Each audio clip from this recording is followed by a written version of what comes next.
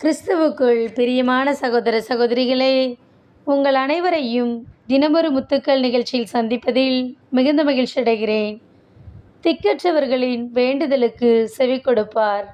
திருப்பாடல்கள் 102 அதிகாரம் 16 வசனம். திக்கற்றவர்களின் வேண்டுதலுக்கு அவர் செவி கொடுப்பார், அவர்களின் மன்றாட்டை அவமதியார். பிரியமானவர்களே, நான் ஒன்றுக்கும் உதவாதவன், எல்லோராலும் கைவிடப்பட்டவன், ஒதுக்கப்பட்டவன் என்று இருக்கும் நம் ஜெபத்தை இறைவன் கேட்பாரா என்று கூட நீங்கள் நினைக்கலாம். இறைவன் திக்கற்றவர்களின் வேண்டுதலுக்கு செவி கொடுப்பார், அவர்களின் மன்றாட்டை அவமதியார். நாம் அவரை நோக்கி மன்றாடும்போது நம் ஜெபத்திற்கு அவர் நிச்சயம் பதில் கொடுப்பார். ஜெபத்தை தள்ளாத தேவனவர். அவர் நம் ஜெபத்தை கேட்பார், ஜெபத்திற்கு பதில் கொடுப்பார்.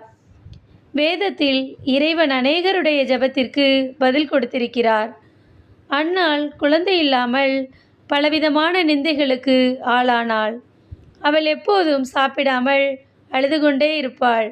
ஒரு நாள் அவள் இறைவனுடைய பாதத்திற்கு சென்று தன் கண்ணீரை எல்லாம் ஊற்றி ஜெபித்தாள். இறைவன் அன்னாளின் நிந்தையை மாற்றி அவளுக்கு ஒரு குழந்தையை கொடுத்தார்.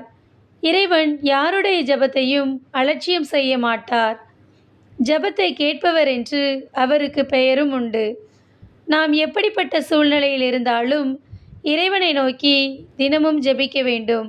அப்பொழுது அவர் நம்முடைய மன்றாட்டுக்கு செவி கொடுப்பார், நம்முடைய ஜெபத்திற்கு பதில் கொடுத்து நம்மை மகிழ்ச்சியால் நிரப்புவார்.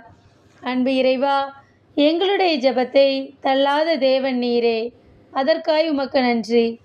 எங்களுடைய வேண்டுதலுக்கு செவி கொடுத்து ஏற்ற வேளையில் எங்களுக்கு பதில் தாரும் என்று அவரை நோக்கி ஜெபிப்போம். ஆமென்.